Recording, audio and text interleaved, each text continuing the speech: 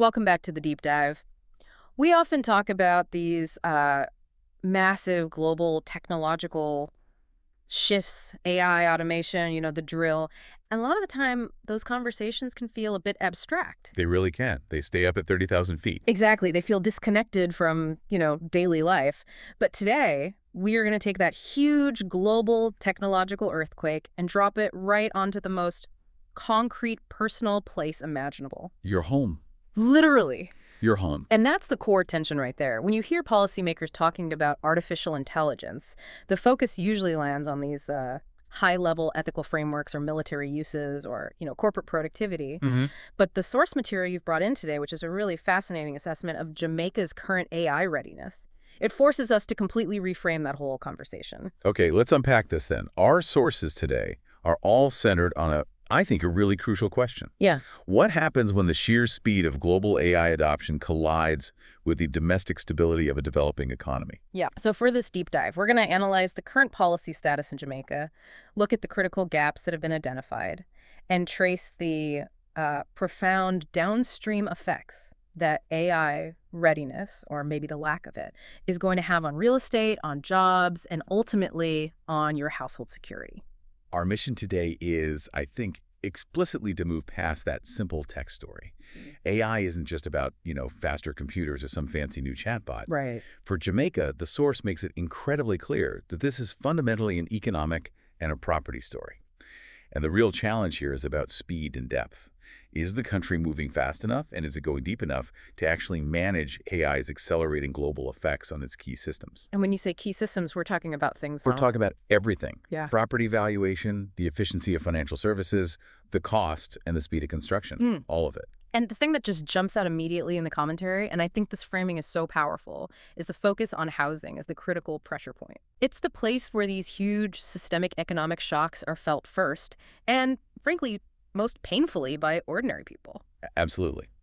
If automation hits a major employment sector, the fallout shows up almost overnight in rental affordability, in mortgage default rates, and in that struggle for first-time homeownership. Housing is like the canary in the coal mine for the economy. It's the primary barometer of economic health, or sometimes it's the weak point. If you have stable employment, your housing is generally secure. The moment income volatility hits, that security it evaporates. Yeah. So the fact that the Jamaican government has formally released national AI policy recommendations and even participated in a recent UNESCO-led readiness assessment, that signals AI is no longer a fringe issue. It's front and center. But the real question for you, the listener, is whether that policy commitment actually translates into real resilience on the ground. So let's start with that policy landscape, because the source material is quick to point out that this isn't a situation where, nothing's being done. No, not at all. There are definite positive steps. The government has put forward these national AI policy recommendations. They've engaged internationally with that UNESCO assessment you mentioned. That all happened in the last year. So that's a formal recognition of the problem, right? It's the essential first step. You have to acknowledge the race is on and show up at the starting line.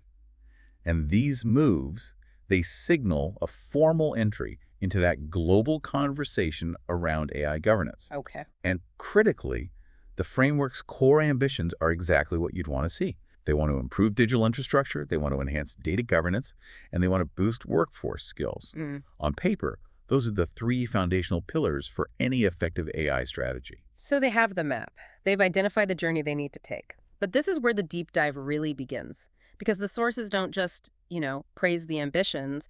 They use that policy framework itself to pinpoint the specific weaknesses. The gaps. The gaps, exactly. The things that need immediate critical attention. This is where you see the space between the rhetoric and the reality. Yes, and we really need to dig into these gaps because they're the potential failure points. They're what will determine whether AI ends up helping or, hurting the nation. So what are they? The framework itself basically recognizes three major hurdles. First, limited national broadband coverage. Second, limited public research and development R&D capacity. And third, the absence of clear AI-specific regulatory standards. Okay, let's pull those apart, starting with broadband.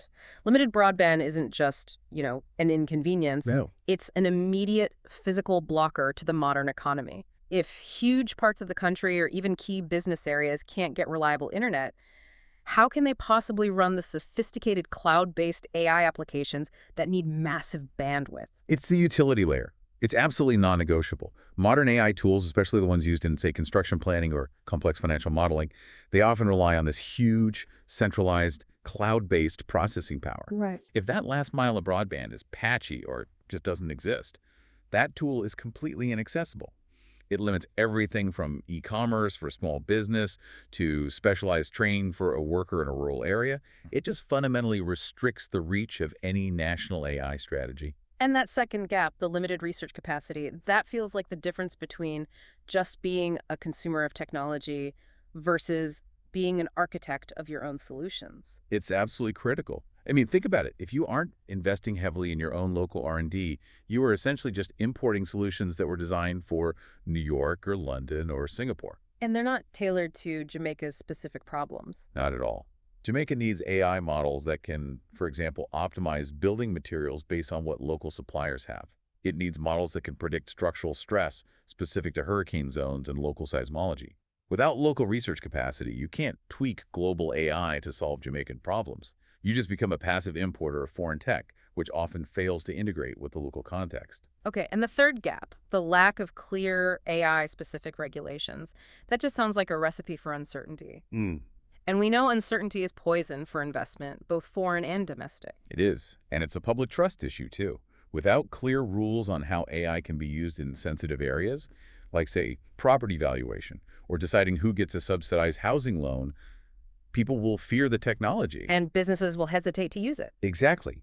Data governance becomes meaningless if you don't have specific AI standards for transparency, for accountability, for what happens when it goes wrong. This policy gap directly undermines the trust you need for high-stakes applications like land administration. Let's follow that trust issue right into real estate, because the sources connect these sort of abstract policy gaps directly to tangible things. We're talking about the efficiency of digital planning approvals, the trustworthiness of land registries, the reliability of property valuation systems. Exactly. These are the systems that underpin generational wealth and housing security for everyone. I mean, we want digital planning approvals to speed up housing delivery. Yeah. Why, of course. But that requires integrating all these different databases, cadastral maps, zoning rules, environmental reports. If the underlying broadband is limited, the integration stalls. If the data governance is weak, different agencies won't trust the data coming out of the system. So modernizing isn't just about buying a new server. It's about getting paper maps, legal deeds, property tax records, many of which are probably unevenly digitized, to all talk to each other flawlessly. And reliably. And all that depends on those three pillars we mentioned: infrastructure, R&D, and regulation. Right. If we talk about land registries, the goal is often to use AI to search and verify and streamline title transfers. But if the data going in is fragmented and patchy, the AI will just confirm the existing chaos. It won't resolve it. So the very systems we rely on to establish who owns what and what it's worth, they become the immediate hurdles. Precisely. And that brings us to the critical test, which is always implementation and, well, money. Sustained financial investment. Policy direction is the easy part. Paying for it is the hard part. And that's where the source material delivers a pretty significant warning. The policy sets the direction, sure, but implementation is the decisive test, and it requires capital. The source highlights a very specific deficit: Jamaica's public R&D spending. It is currently well below the levels you see in countries that have successfully used AI to modernize their housing sectors, to reduce construction costs, and to improve land administration. Wait, I need to push on that a little. What does a successful country actually do with R&D and housing? Are we talking about small grants here and there, or massive government-led research projects? We're talking about dedicated, sustained investment in what's often called mission-oriented innovation. So, for example, these countries are funding research institutes to develop their own AI models for predictive maintenance on public housing. Okay. They're funding university teams to create open-source algorithms specifically designed for low-cost, sustainable building materials that are locally available. It's applied research designed to save cost and reduce risk on the ground. And if Jamaica isn't putting serious, sustained money into that kind of public research, what's the inevitable outcome? The low R&D spending confirms the primary risk. Without that targeted investment, AI just remains a policy aspiration. It stays a talking point at conferences instead of becoming a practical, scalable tool for the average citizen or small business. It's just a document on a shelf. Pretty much. And crucially, without R&D, the ability to train the next generation of data scientists and AI specialists, the very people who are supposed to fix those land registries is severely hampered. AI needs local data and local expertise. Low R&D spending means the capacity to develop that local talent just isn't there. So the positive first moves, the policy framework, the UNESCO assessment, they're like drawing a beautiful blueprint.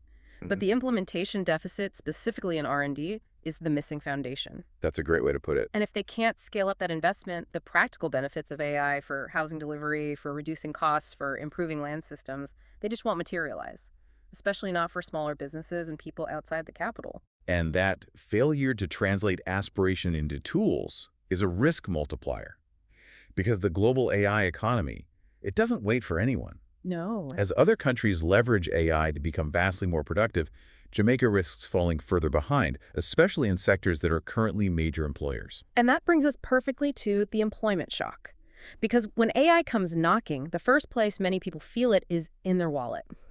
Through their job. Exactly. And we need to focus on one of Jamaica's key economic engines, the global services sector, or business process outsourcing BPO. This has been a source of really robust job creation for decades. It has been a vital engine, yes. It's provided steady employment for tens of thousands of people and entry into the middle class. But this sector is built directly on the fault line of automation risk. Explain that. The vulnerability is just so pronounced because AI systems are already automating many of those entry-level tasks globally. And, maybe more worryingly, the newer large language models are moving up the value chain. They're automating complex, administrative, transactional, and even routine analytical work. So we're not just talking about a simple chatbot replacing a customer service agent anymore. No, not at all. We're talking about AI-handled tasks like verifying insurance claims, doing routine accounting, or even parsing unstructured documents for data entry. Precisely. If an AI can handle those routine tasks more cheaply, faster, and with near-perfect reliability compared to a human BPO worker, the business case is unavoidable. The need for mass BPO employment slows down. Or worse, it begins to reverse. And that reversal could be very rapid. The source material really emphasizes that if job growth in this sector slows, or if the required skills become obsolete faster than workers can retrain, the impact isn't just confined to corporate profits. It hits the household directly. Okay, let's slow down and really trace that connection. You're saying job loss in BPO translates directly and rapidly to housing pressure. How does that mechanism work specifically? We have to remember the financial basics for housing stability. Whether you're trying to get a mortgage or even just sign a rental lease, the bank or the landlord runs stress tests on your income, Right. mortgage eligibility, rental affordability, your overall household stability. It's all tied to employment security. You have to demonstrate long-term, predictable income. I see. So a BPO worker often has that steady, predictable income that lets them pass the test. But what if automation leads to income volatility, like a reduction in hours or a shift to contract work with no benefits? That income volatility immediately invalidates their financial security profile. If a BPO worker loses their job, or even just finds their hours cut by 20%, they might suddenly fall below the debt-to-income ratio for their current mortgage or rental agreement. And for renters and first-time buyers, this creates a concrete negative outcome. Immediately. Give me a real-world example for those groups. Okay, for renters, they might suddenly fail the qualification test for a new standard apartment. This could force them into less regulated or, increasingly overcrowded living situations. For first-time buyers, the dream of homeownership gets delayed indefinitely. Because they can't meet the bank's requirement for stable income over several years. Exactly. And this isn't just a lifestyle delay. It's a delay in accessing the primary way people build generational wealth in Jamaica owning property. And what about existing homeowners?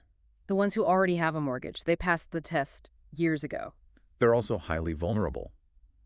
Even what might seem like a modest employment shock, a temporary layoff, a forced pay cut, can significantly increase the risk of mortgage default. Because mortgages are so rigid? They're completely rigid financial instruments. If your household income becomes unreliable, that vulnerability is exposed instantly. And if this happens across the BPO sector all at once, you could see a substantial spike in non-performing loans, creating systemic risk for the whole financial sector that feeds the housing market. This just highlights the absolute necessity of having a robust skills adaptation plan in place, like right now. It's a race against displacement. Now, the source does point out the potential benefit here, the silver lining. Okay. AI-driven productivity gains may create new higher-skill jobs.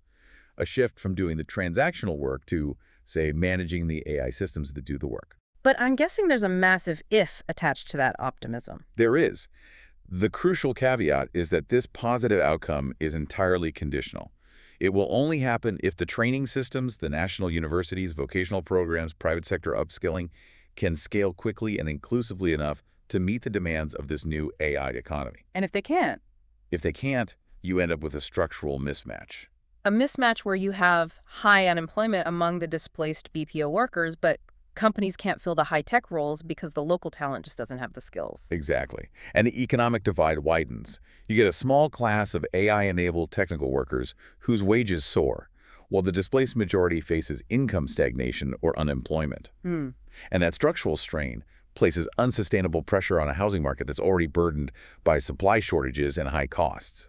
In short, if you are working in BPO today, your housing security tomorrow is directly linked to the speed and effectiveness of national retraining efforts. That is a powerful synthesis. We're talking about preventing widespread economic instability by making sure job evolution happens faster than job displacement. Yes. It transforms AI readiness from just a competitive issue into a social and financial stability issue, directly tied to keeping families in their homes. Let's shift gears now to the supply side of housing, development, and construction. Globally, the benefits of AI in this sector are just huge. It offers these incredible opportunities for optimization and efficiency. Which is absolutely vital for any country trying to increase affordable housing stock. Right. Globally, the construction sector is using AI in transformative ways. We're seeing technologies that use generative design to run tens of thousands of simulations to optimize a building's blueprints. To find what? The most efficient design. To find the most material-efficient, structurally sound, and cost-effective design in minutes. This drastically reduces material usage, which is often the single biggest cost in a project. And beyond just the design, what about the logistics? Construction supply chains are notoriously complex. They're an efficiency nightmare, and AI is tackling that head-on. You have AI models managing these incredibly complex supply chains in real time, predicting exactly when delayed materials will arrive, automatically rerouting shipments, anticipating bottlenecks. So it cuts project delays. Which is a huge source of cost overruns. It also improves inventory management, which minimizes waste and theft. And on top of that, AI is being used for predictive maintenance on buildings, which drastically reduces long-term operational costs. And crucially, the sources emphasize that AI helps reduce construction waste. That aggregated across a nation is a massive saving that can be passed on to the buyer. Absolutely. If AI can cut material waste by, say, 10 to 15% through precision planning, that translates directly into thousands of dollars saved per unit. Making that starter home instantly more affordable. That's the goal. Now, we have to look at Jamaica's construction reality. The local sector is already grappling with high material costs, reliance on imports, and systemic project delays that bloat budgets. These are precisely the areas where AI could provide significant relief. So the potential benefits are massive, almost tailor-made for the problems Jamaica is already facing. So why aren't we seeing these gains realized quickly? What are the barriers to adoption? The source identifies barriers that, well, they echo the policy gaps we talked about earlier. It comes down to limited local research capacity and weak technology transfer mechanisms. If you aren't investing in R&D, you can't adapt those global construction tools, which are probably based on steel and concrete standards for temperate zones, to the specific constraints of local building codes, local materials, and tropical seismic geological conditions. So the failure to invest in R&D means the tech either doesn't work locally or it works inefficiently. And weak technology transfer mechanisms that suggest that even if the right tech exists globally, there isn't a good system to bring it in, test it, and scale it across the island's construction firms. That's right.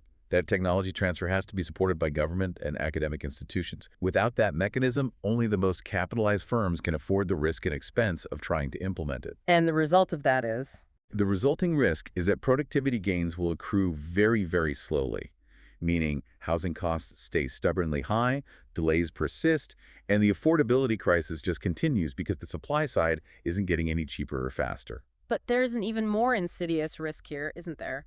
The risk of widening inequality within the development sector itself. I find this genuinely alarming. This is where the structural risk becomes really clear. The source warns that the initial gains from AI adoption may primarily benefit the larger firms. Why? Because they're the ones with the pre-existing capital, the established international relationships, and the technical staff to access and implement this advanced global tech, even if local support is weak. They can afford to license the proprietary AI software and send their engineers overseas for training. So the big players get a massive, immediate efficiency advantage. And what happens to the smaller developers and the local contractors, the ones who are the backbone of the middle income and affordable housing segment? They risk being completely left behind. They just don't have the capital or the technical bandwidth to integrate these sophisticated AI tools. So what happens? If the larger firms get faster, cheaper, and vastly more efficient at building and delivering houses, say 20% faster and 10% cheaper, the smaller, traditional firms just become uncompetitive. The consequence of that inequality is deeply problematic for the overall housing supply. It is, because this inequality within the development sector ultimately hits the crucial, affordable, and middle-income segments the hardest. Because the profit margins are already so thin there. Exactly. If small to mid-sized developers, who often focus on these tight margin projects, can't compete on cost and speed with the big AI-enabled firms, they have two choices. Go out of business or shift their focus entirely to the high-end luxury market where the margins are thicker. So AI doesn't just improve efficiency, it becomes a magnifier of existing market disparities. It increases market concentration, it reduces competition, and ultimately it dries up the affordable housing supply precisely where it is needed most. It reinforces the argument that AI readiness has to be a nationally coordinated effort aimed at inclusion, not just a market-driven adoption process.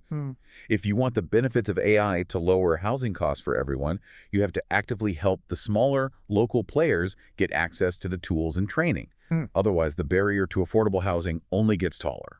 Okay, now we move to the absolute foundation of all of this, which is the quality of the inputs, the data. Yes. You can have the world's best algorithms, the fastest computers, but without high-quality data, AI is essentially useless. And this section focuses on what the sources call a foundational challenge, which has staggering consequences when you link it to climate risks. That's the unshakable truth of AI. Garbage in, garbage out. Effective AI use is entirely dependent on high-quality, reliable, standardized data. And if the data is fragmented or incomplete, Then the AI models built on it, whether they're valuing property or predicting floods, will produce unreliable, biased, or frankly, dangerous outputs. and for Jamaica, the data challenges seem particularly acute in the critical area of land records and property information. Unpack those hurdles for us. The source material details three persistent hurdles in land administration. First, fragmented land records. Property data is spread across multiple government agencies. The Lands Department, the Valuation Office, local councils, utility companies, often in different systems and formats. Complete mess. Second, uneven digitization.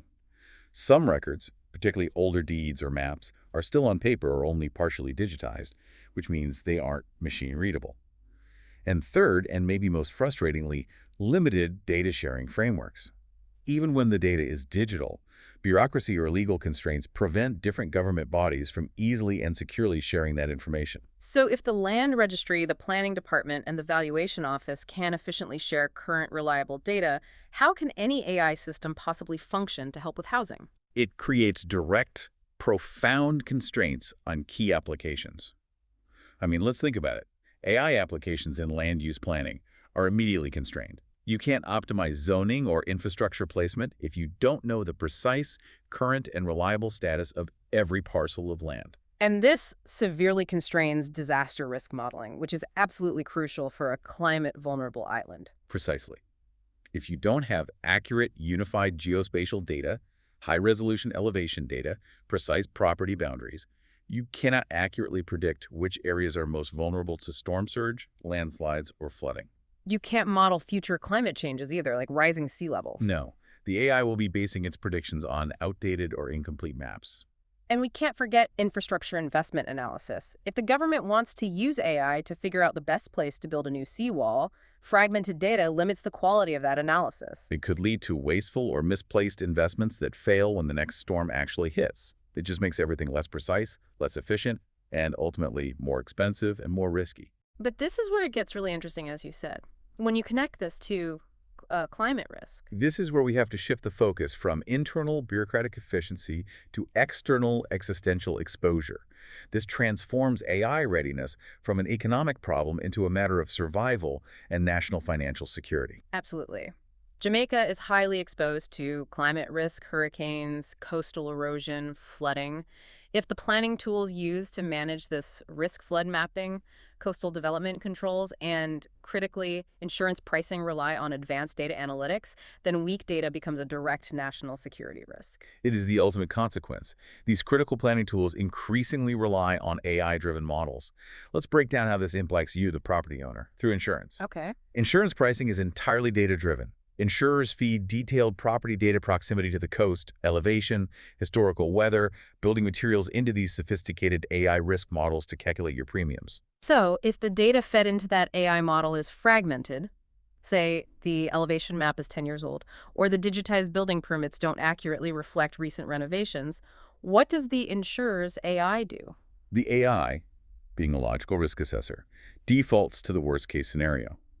When the data is missing or untrustworthy, the AI applies a massive risk penalty because it can't accurately quantify the exposure. Which forces the insurance company to do what? To either charge skyrocketing premiums to compensate for the uncertainty, or, maybe more catastrophically, withdraw coverage entirely in high-risk zones that are impossible to model accurately. So property owners, even if their house has been fine for 100 years, could suddenly face an uninsurable property. And an immediate financial crisis, even before the next hurricane hits. Their asset value crashes because the financial market can't price the risk accurately. Correct. The lack of data certainty transforms AI readiness into a matter of national financial security. It's no longer about optimizing a process. It's about having the tools to protect homes and businesses from existential climate threats. If your land data isn't ready for AI, your country isn't ready for the next major climate event. We've covered a lot. The policy goals, the employment shocks, the construction barriers, and that really dire link between poor data and climate vulnerability. It's a complex, high-stakes picture. Yeah. Let's try to take a more measured strategic view now, pulling from the commentary in our sources. The source quotes Dean Jones, the founder of Jamaica Homes, who offers this really succinct and crucial insight that I think we need to repeat. It's a sharp and vital insight, he says. There is a risk that Jamaica treats AI as a technology story, rather than an economic and property story. And this just reinforces everything we've been discussing. AI is not just a mechanism for faster computation. No. It is a fundamental force that is reshaping property values, determining the cost of housing, and influencing the stability of household income. I think the difference is between thinking, how can we use this shiny new tool, versus thinking, how will this tool fundamentally change the rules of our national economy, whether we adopt it or not? Exactly. The adaptation is going to happen regardless of whether the government plans for it effectively. If global BPO firms automate, Jamaica feels that economic shock immediately. Right. If international construction firms leverage AI to undercut local competition, Jamaica feels the supply shock and the rising inequality. Housing security, land value, generational wealth, these are all the critical, measurable downstream effects of that adaptation process. So looking ahead, what does the source suggest the next 5 years will look like? How immediate is this? The projection is very clear.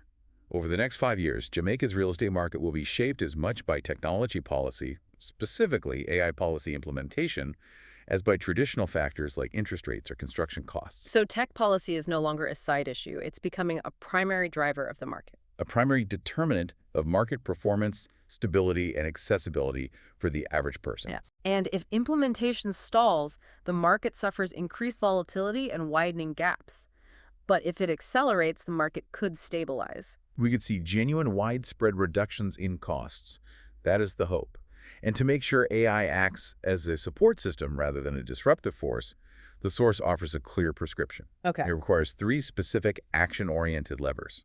First, stronger investment in research and development.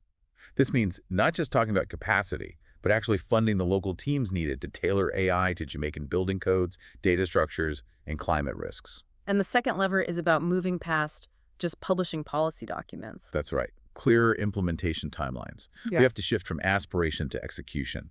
This means setting hard deadlines for digital projects, especially those related to land administration and data standardization, and then holding agencies accountable. The time for aspirational statements is over. And finally, managing the human element, the BPO shock. Focused, scalable, and inclusive workforce upgrading. This has to be targeted at helping the most vulnerable sectors transition to higher-skilled AI complementary roles before mass displacement happens. The investment in vocational and technical training has to reflect the urgency of that threat. And without those three things, R&D, strict timelines, and aggressive retraining, the risks are described as subtle but cumulative. Hmm. They won't make headlines tomorrow, but they will slowly erode potential. They are insidious because they compound existing problems. The risks aren't some immediate catastrophe, but a slow erosion. Slower income growth because the workforce is misaligned with new demands. Uneven development capacity, meaning housing supply problems just persist or get worse. And increased pressure on already strained housing systems as income volatility squeezes renters and homeowners. And that brings us to the final crucial question for you, the listener, to really internalize. Does AI become a tool for stability? A powerful way to reduce construction costs, predict climate risks accurately, and democratize access to information? Or does it become another force that quietly widens the existing social and economic divides, leaving the average person even more vulnerable? And the choice rests on the speed and depth of implementation of those three levers. Credible first steps have been taken, but the scale of global AI change demands more than just incremental progress if Jamaica is going to protect housing affordability and long-term property stability for its citizens. This is a policy conversation with very real, very immediate consequences for every single deed, mortgage, and rental contract on the island. That was a tremendously insightful deep dive. I've drawn such a clear line from these abstract policy documents straight to the kitchen table. I mean, the connection between fragmented land data and the affordability of your home insurance is a critical takeaway. I think the takeaways for you, the learner, are clear. AI readiness in Jamaica is a direct determinant of housing security and climate resilience. The health of the housing market really hinges on measurable progress in three specific areas: R&D investment, the speed of workforce retraining, and the demonstrable improvement of foundational data quality, especially for land records. And what should we, the listeners, be watching for in the immediate future to gauge success? It sounds like we shouldn't just be listening for new policy announcements. Absolutely not. The true measure of success isn't the policy release date. It's the metrics tied to implementation and funding. You should be monitoring progress in public R&D spending. Is that budget actually increasing substantially and consistently year over year? And look for timelines. And look for clear, achieved implementation timelines for digital projects, especially land administration and cross-agency data sharing. Those are the hard metrics that reveal true national commitment. So we'll leave you with this final thought to mull over. Since land records and property values are so intrinsically linked to climate exposure and insurance pricing, how long can any nation afford to wait before fragmented, unreliable data turns the inevitable risk of climate change from an environmental challenge into an immediate, widespread financial crisis for every single property owner? Because if you can't price the risk, you can't insure the asset. That's the thought we'll leave you with this week.